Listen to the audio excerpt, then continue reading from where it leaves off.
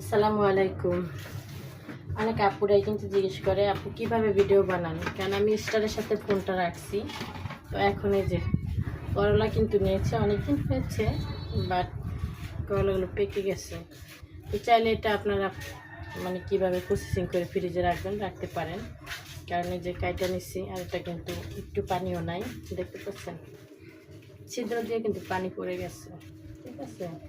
আর ভিডিওটা কিন্তু আমি নিজে নিজে করছি, কারণ এটা স্ট্যান্ডের সাথে লাগানো। তো এই পানি সব পড়ে গেছে, দেখছেন কোনো পানি নেই। কীভাবে প্রসেসিং করবো অনেকে বুঝে না, আবার অনেকে বুঝে, আবার অনেকে জিজ্ঞেস করে আপনি কীভাবে রাখো। অনেক জিনিস এইভাবে ফ্রিজে রাখা যায়। এই তো বলে নিচ্ছি করলাগুলো, কারণ যেহেতু খাওয়া হইতেছে না, বিভিন্ন আইটেমের তরকারি আছে, এই জন্য কিন্তু এটা চাইলে আবার এক সপ্তাহ পরে খাইতে পারবো। করলাটা রাখা যায়, ফ্রোজেন করে রাখলে খাওয়া যায়। যেভাবে রাখছি, কিন্তু আমি একটা মানুষ খাবো, একটু অল্প স্বল্প রাখছি। তো আপনাদের যদি মানুষ বেশি থাকে বেশি রাখতে পারেন, সমস্যা নাই।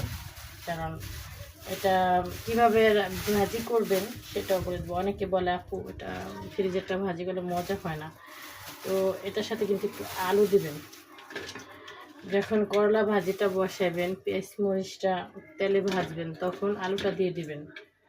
আলু দিয়ে আলুটা একটু সিদ্ধ হবে, তারপর কিন্তু এই ফ্রিজ থেকে এটা নামায়া দিবেন। দেওয়ার পরে তখন দেখবেন আস্তে আস্তে যে ফ্রিজের বরফ পানিটা আছে না, সেটা গলে যাবে। একদম ভাজিটা একদমই সবুজ থাকবে, বুঝতে পারছেন, একদম সবুজ থাকবে। এই তো পলিথিন ভরে নিচ্ছি, বুঝতে পারছেন। আমি আবার একটু গুছিয়ে গেছি, রাখতে পছন্দ করি। এই যে বাটিতে নিলাম, বুঝছেন। তো স্টানে ভিডিও করি, অনেকে আপুরা জিজ্ঞেস করে আপুরা তোমরা স্টানে ভিডিও করতে পারো, ঠিক আছে।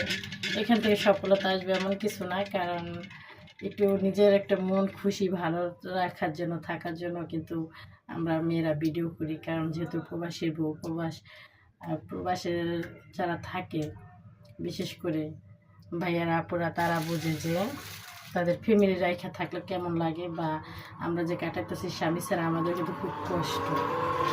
সেক্ষেত্রে কিন্তু নিজেকে ভালো রাখার জন্য ভিডিওটা করি।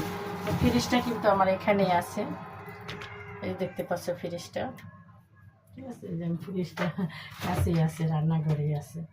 এটা মনে করো সুন্দর করে দেখে দিই, ফ্রিজে অনেক কিছু।